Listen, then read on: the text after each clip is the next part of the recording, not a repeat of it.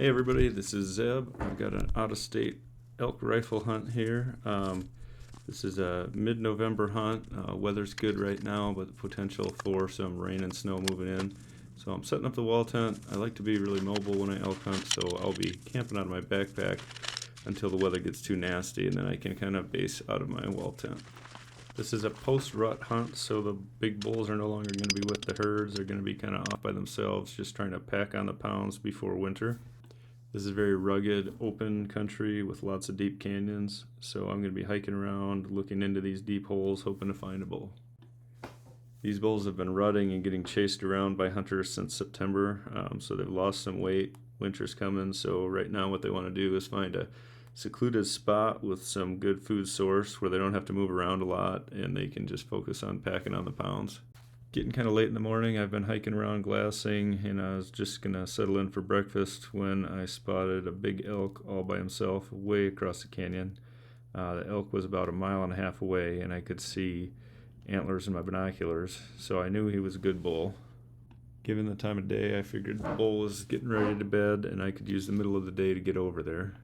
Next thing I got to think about is the wind. Right now it's kind of blowing from me towards the bull, and then I know in the afternoon the thermals are going to be blowing uphill. To get around on this bull and stay upwind of him, I got to go way uphill. It's going to take a while to get over there. But coming from above should give me a good chance to spot him and make a move on him in the evening. There's about an hour left of daylight when I spot the bull again. He's slowly walking away from me, so I think I gotta hustle over there and get into shooting position. I didn't know it at the time, but he'd already been out feeding for a while and he was just getting ready to lay down and ruminate for a bit.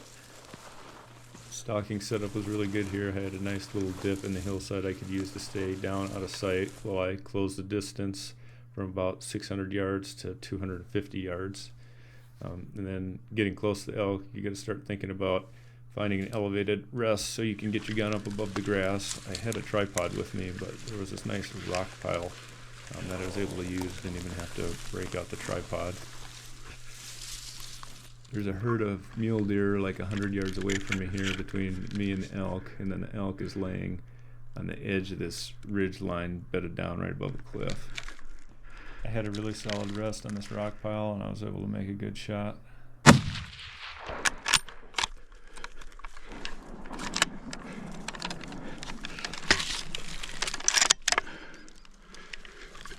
The elk was bedded down when I shot, and he wasn't able to move or get up or go anywhere, which is good because he was right at the top of a little cliff, and he would have rolled downhill quite a ways if he would have moved at all. This is the biggest bodied elk I've ever shot, and just trying to roll him over to get him set up for pictures or get him a little bit away from that cliff so I can work on him. That's a big bull. Was not happening.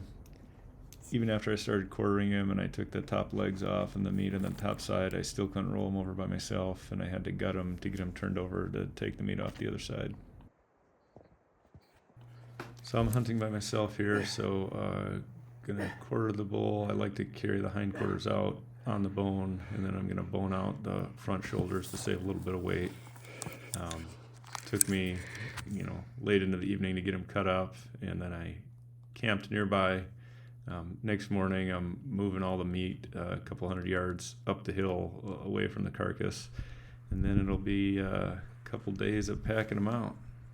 The pack out route is pretty steep right away. It's almost 3,000 feet of total elevation gain by the time you go up and down and cover. It's about 5 miles of the truck.